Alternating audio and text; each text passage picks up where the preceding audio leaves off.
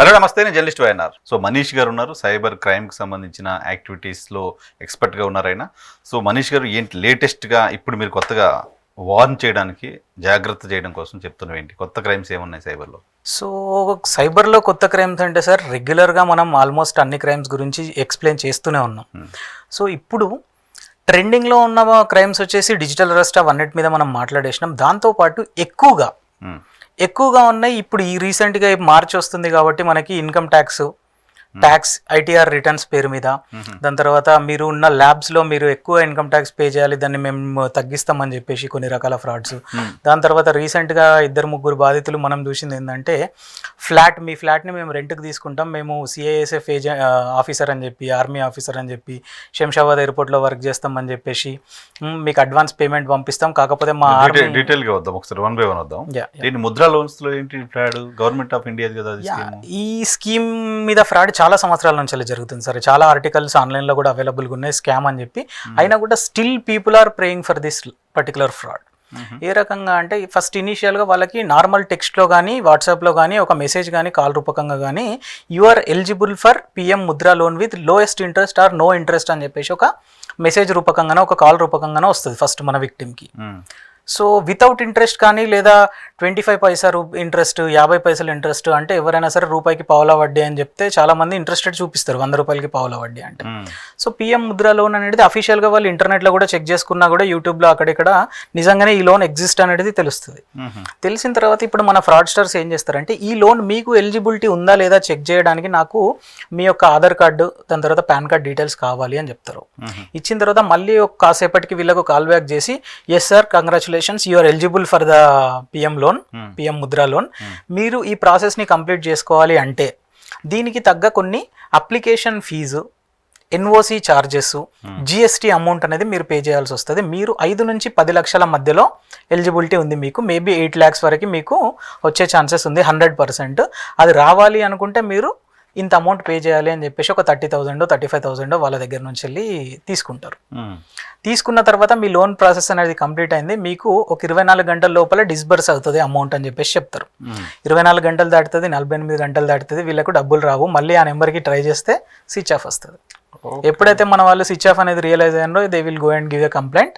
So after that వాళ్ళు realise అయ్యేది ఏంటంటే, ఇది ఒక స్కామ్ అని చెప్పేసి.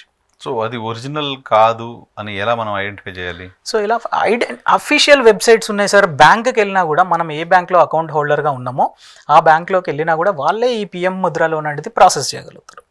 దాని తర్వాత అఫీషియల్ గవర్నమెంట్ వెబ్సైట్లలో కూడా వెళ్ళి వాళ్ళు చూసుకోవచ్చు. బట్ ఫేక్ వెబ్సైట్స్, ఫేక్ అప్లికేషన్స్లో పోతే మాత్రం ఆటోమేటిక్గా వాళ్ళు ఈ డబ్బులు, ఎన్ఓసి ఛార్జెస్ అనేవి అడుగుతారు. ఎప్పుడైతే పిఎం ముద్ర లోన్ మనం నార్మల్గా జెన్యున్ పర్పస్లో తీసుకుంటారో వాళ్ళకి మాత్రం ఎలాంటి ప్రీవియస్ ఛార్జెస్ అనేవి ఉండవు. ఒకవేళ వీళ్ళకి లోన్ పడేటప్పుడే దాంట్లో నుంచి ఏమన్నా అమౌంట్ కట్ అవుతుంది, ఇన్సూరెన్స్ పేరు మీద కొంత అమౌంట్, దాని తర్వాత ఎన్ఓసి పేరు మీద కొంత amount, application charges, processing fee మీద కొంత అమౌంట్ డెబిట్ అయ్యే ఛాన్సెస్ అయితే ఉంటాయి. కానీ వీళ్ళను ముందు అప్ ఫ్రంట్ అమౌంట్ ఏమని మాత్రం గవర్నమెంట్ ఆఫ్ ఇండియా తీసుకోదు. గవర్నమెంట్ ఆఫ్ ఇండియా ఇచ్చే ముద్రా లోన్స్ డైరెక్ట్ మొబైల్ కి మెసేజ్ రావడం కూడా లేనట్టుంది కదా? 100% లేదు. చాలా loan apps, private loan apps అటువంటి మెసేజ్ పంపిస్తాం.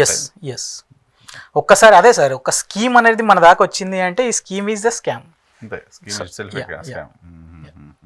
సో ఏంటి, ఎలా జాగ్రత్తలు అంటే అంతే, మళ్ళీ జస్ట్ మీరు చెక్ చేసుకోవాలి. Absolutely sir. ఎవరైనా సరే మిమ్మల్ని ముందు డబ్బులు పంపియండి అన్నారు అంటే అది స్కామ్ అని చెప్పేసి 100% మీరు ఫిక్స్ అయిపోవాలి. ఓకే.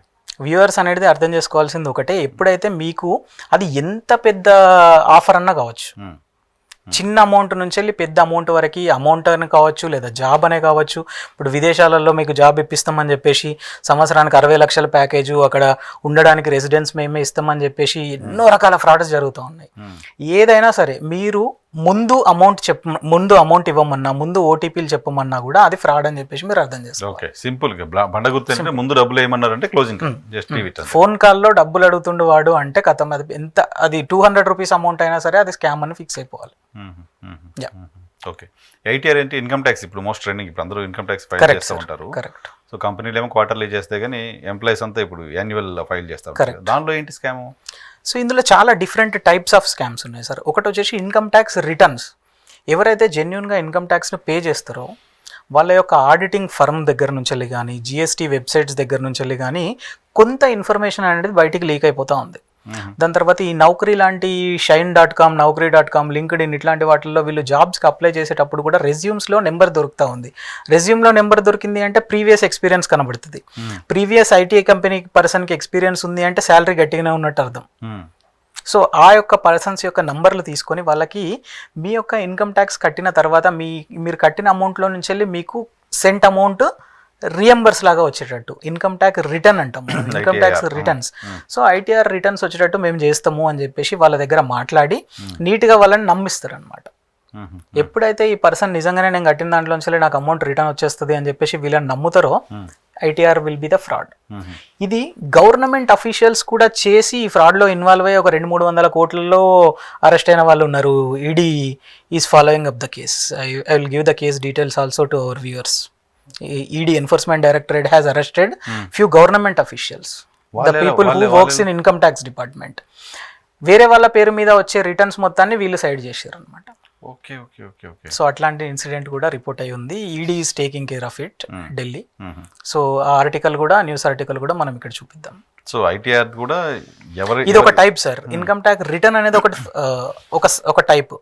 ఇదే కాకుండా ఇప్పుడు కొత్త ల్యాబ్స్ సిస్టమ్ అని వచ్చేసింది. 12 లక్షల నుంచి 15 లక్షల వరకు అయితే మీరు ఈ ల్యాబ్స్లో వస్తారు, 15 నుంచి 20 అయితే మీరు ఈ ల్యాబ్స్లో వస్తారు అని చెప్పేసి మనకు ఒక కొత్త ఇన్కమ్ ట్యాక్స్ రూల్స్ అనేవి వచ్చినాయి. ఎప్పుడైతే ఈ రూల్స్ వచ్చినాయో దీన్ని కూడా మళ్ళీ క్రిమినల్స్ అడ్వాంటేజ్ తీసుకోవడం స్టార్ట్ చేశారు. సో మీకు లైక్ ఇన్కమ్ ట్యాక్స్ కట్టాల్సి వస్తుంది కదా, దాన్ని మేము డిడక్ట్ చేస్తాం, తగ్గిస్తాం. చాలా వరకు మీరు పే చేయకుండా, ఇప్పుడు సపోజ్ ఫర్ ఎగ్జాంపుల్ మీకు ఒక 60 లక్షలు పర్ యానం ఉంది లేదా ₹1 కోటి పర్ యానం ఉంది, మీరు ఎక్స్ అమౌంట్ కట్టాలి.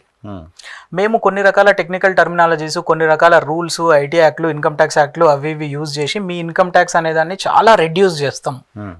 ఆ రెడ్యూస్ చేసినందుకు మాకు ఎక్స్ అమౌంట్లో నుంచి ఇంత అమౌంట్ మాకు కావాలి, ఆ అమౌంట్ మీరు మాకు ముందే ఇవ్వాలి.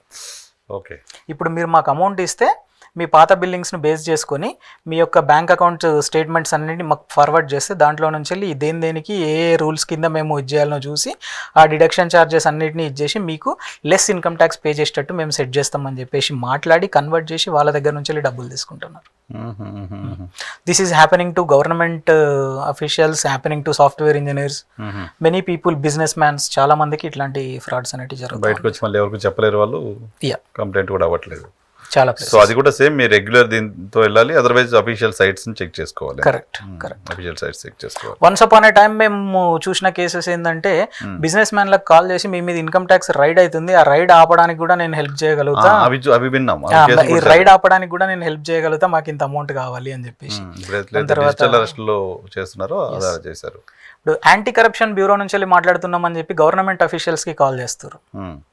ఇప్పుడు ఫర్ ఎగ్జాంపుల్ ఇరిగేషన్ డిపార్ట్మెంట్ ఉంటుంది. ఇరిగేషన్ డిపార్ట్మెంట్లో ఒక ఎగ్జిక్యూటివ్ ఇంజనీర్ ఉంటాడు, ఈ deputy executive engineer, senior executive engineer, ఇట్లాంటి వాళ్ళకు కూడా కాల్ చేసి యాంటీ కరప్షన్ బ్యూరో నుంచి వెళ్ళి మేము మాట్లాడుతున్నాం, మాకు ఒక చిన్న టిప్ వచ్చింది, మీ మీద మా ఆఫీసర్స్ రైడ్ చేసే ఛాన్స్ ఉంది, will clear up your file, let's discuss the payment అని చెప్పేసి అఫీషియల్స్ దగ్గర కూడా డబ్బులు తీసుకున్న కేసెస్ మనం కొన్ని డిస్ట్రిక్ట్స్లో అబ్జర్వ్ చేసినాం. ఫేక్ యాంటీ కరప్షన్ బ్యూరో, నేను ACP sir anti corruption bureau assistant commissioner వాళ్ళ సీసీని మాట్లాడుతున్నా, పిఏని మాట్లాడుతున్నా, సార్ మీకు ముందే ఇన్ఫామ్ చేయమన్నాడు, ఏదైనా ఉంటే మనం బయట నుంచి వెళ్ళి చూసుకుందాం, మీరు ఎంత ఇవ్వడానికి రెడీగా ఉన్నారు, మేము హెల్ప్ చేస్తామని చెప్పేసి నీట్గా వాళ్ళని కూడా అట్లా కన్వర్ట్ చేసి గవర్నమెంట్ అఫీషియల్స్ దగ్గర కూడా డబ్బులు తీసుకుంటున్నారు. సో అది యూజువల్ క్రైమ్, చాలా కాలం సైబర్ క్రైమ్ కిందకి రాదు, బట్ అది జరుగుతుంది. No, it's over the phone call. Okay, it's over the phone call. Whatever it's a crime happening in the electronic form comes under cyber crime. ఎందుకంటే వీళ్ళు ఆ క్రిమినల్ని చూడట్లేదు అంటిల్ అండ్ అన్లెస్ ఈ person అట్లేందుకు sir చాలా cyber crimes physical క్రైమ్స్కి convert అవుతాయి. For example ఇప్పుడు mobile phones అమ్ముతాం మేము అని చెప్పేసి OLXలో కానీ కొన్ని ప్లేసెస్లో యాడ్ పెడతారు. యాడ్ పెట్టిన తర్వాత చూసుకోవడానికి రమ్మని ఫిజికల్గా కలుస్తారు. ఎప్పుడైతే ఫిజికల్గా కలిసి డబ్బులు మారుతాయో అది సైబర్ క్రైమ్ కిందికి రాదు, కానీ అప్రోచ్ అయింది ఎక్కడ, డిజిటల్లో. Cyber crime converted to traditional crime. అట్లనే ఇంతకుముందు మీరు అనుకున్న మనం మాట్లాడుకున్న మోడల్లో ఈ ఓల్డ్ స్కూల్ డేస్ క్రైమ్స్ కూడా ఇప్పుడు సైబర్ క్రైమ్స్లోకి ఎంటర్ అయిపోయినాయి, because they are using technology to do this crime. 99 acres scam ఏంటి? సో 99 acres అనేది ఇప్పుడు for example plots and flats, real estate వాళ్ళకి చాలా తెలిసి ఉంటుంది. దీని తర్వాత ఇందులో flats for rent. For example నేను ఒక వర్క్ నిమిత్తం ఒక ప్లేస్ నుంచి ఇంకో ప్లేస్కి పోవాల్సి వచ్చింది. సో రీసెంట్గా మనం ఒక కేసు చూసినాం. వాడు ఏం చెప్పిండంటే, నేను శంషాబాద్ విశాఖపట్నం రిజిస్టర్డ్ కేసు అనమాట. నేను ఇక్కడ నుంచి వెళ్ళి పలానా శంషాబాద్ ఎయిర్పోర్ట్లో నేను సిఐఎస్ఎఫ్ ఎస్ఐగా పనిచేస్తున్నా, నాకు విశాఖపట్నం ఎయిర్పోర్ట్కి ట్రాన్స్ఫర్ అయింది. ఈ ట్రాన్స్ఫర్లో నాకు ఫ్లాట్ రెంట్కి కావాలి, నేను ఆన్లైన్లో చూస్తే మీది పెట్టినరు, సో దీనికి రెంట్ 15,000 అని చెప్పేసి మెన్షన్ అయి ఉంది పలానా ఏరియాలో. సో నేను ఒక 2 months అడ్వాన్స్ మీకు 30,000 రూపీస్ పంపిస్తా, కానీ నాది army banking account maintained by Indian army. దీంట్లో కొన్ని రూల్స్ అండ్ రెగ్యులేషన్స్ ఉంటాయి. మినిమం అమౌంట్ 50,000 రూపీస్ అయితేనే నేను పంపగలుగుతాను, మీకు 30 అయితే నేను పంపరాదు. సో మీరు నాకు ఒక 20,000 పంపిస్తే ఇమ్మీడియట్గా within 10 minutes నేను మీకు 50,000 పంపిస్తా అని చెప్తాడు. కావాలంటే నన్ను మీరు నమ్మకపోతే నా ఐడి కార్డ్ చూడండి అని చెప్పేసి సిఐఎస్ఎఫ్ వాళ్ళ ఐడి ప్రూఫ్స్ అన్ని పంపిస్తాడు అనమాట. సో ఈ ఐడి ప్రూఫ్ అది ఇది ఇండియన్ ఆర్మీ మొత్తం చూసి వీడియో కాల్లో మాట్లాడతారు, అట్లాంటి యూనిఫామ్ వేసుకొని ఒక ఫేక్ ఐడి కార్డ్ క్రియేట్ చేసుకుంటాడు. అంతా మాట్లాడి జెన్యున్గానే అనిపిస్తుంది ఈ హౌస్ రెంట్ ఇద్దాం అనుకున్న పర్సన్కి, ఓనర్కి. సో టెనెంట్ని ట్రస్ట్ చేయకపోతే ఎట్లా అని చెప్పేసి గూగుల్ పేలోనో ఫోన్పేలోనో ఏదో రకంగా 20,000 పంపిస్తారు. ఇది ట్రాన్సాక్షన్ ఏదో ఇష్యూ అయింది సార్, ఇంకొక 10,000 పంపండి, అట్లా ఇట్లా వాళ్ళు చిన్న చిన్న అమౌంట్లే 20,000 30,000, నాట్ ఈవెన్ 30,000 అంటే కూడా చిన్న అమౌంట్ కాదు. వాళ్ళకి ఫస్ట్ పంపించమంటారు, పంపించినాక మీకు వితిన్ హాఫ్ అన్ అవర్లో రిటర్న్ పడతాయి అని చెప్తారు. దాని తర్వాత ఆ నెంబర్ పని చేయదు, ఆ అకౌంట్లో ఉన్న యాడ్ ఎగిరిపోతుంది. Happen many cases, not only this sir, కొన్ని 100 కేసులు రిజిస్టర్ అయి ఉన్నాయి. సో ఈ ప్లాట్ఫామ్ వాళ్ళకి ఏం ప్రొటెక్షన్ ఇవ్వలేదు కదా? ప్లాట్ఫామ్కి ప్రొటెక్షన్ ఇచ్చే ఆప్షన్ లేదు సార్. వాళ్ళు ఏంటంటే ఇండివిజువల్ పీపుల్ని కనెక్ట్ చేస్తూ ఉన్నారు. సో ఒక పర్సన్ యాడ్ పెట్టుకుంటాడు, ఇంకో పర్సన్ అప్రోచ్ అవుతాడు, వాళ్ళు మిడిల్లో ఉండి చూడగలుగుతారు అంతే తప్ప ఎవరు ఏ డేటా అనేది వీళ్ళు కూడా మళ్ళీ ఆ అకౌంట్ క్రియేటెడ్ ఇన్ఫర్మేషన్ ఇవ్వాలి అనుకున్నా అది ఫేక్ ఇన్ఫర్మేషన్ వస్తుంది. ఫోన్ నెంబర్లు ఫేక్ యూజ్ చేస్తారు, ఐపీ అడ్రస్లు ఫేక్ యూజ్ చేస్తారు, బ్యాంక్ అకౌంట్స్ అన్ని ఫేక్ ఉంటాయి సార్. బ్యాంక్ ట్రాన్సాక్షన్ అయితే జరుగుతుంది కదా? బ్యాంక్ ట్రాన్సాక్షన్ అయితే జరుగుతుంది. 20,000 కోసం మన వాళ్ళు కంప్లైంట్ ఇచ్చిన తర్వాత ట్రేస్ అవుతుంది. కాకపోతే అది అస్సాంలోనో ఏ బీహార్లోనో ఏ ఉత్తరప్రదేశ్లోనో అక్కడెక్కడో వస్తుంది. వీళ్ళు 20,000 రూపాయల కోసం అక్కడికి పోయి తీసుకురావాలంటే దానికన్నా డబల్ వదిలేస్తారు, ఖర్చులు అవుతుంది. సో అటువంటి ఒకే పర్సన్ పైన చాలా కంప్లైంట్స్ వచ్చినప్పుడు అప్పుడు బహుశా కన్సల్టేట్ చేస్తారు. Yes right sir.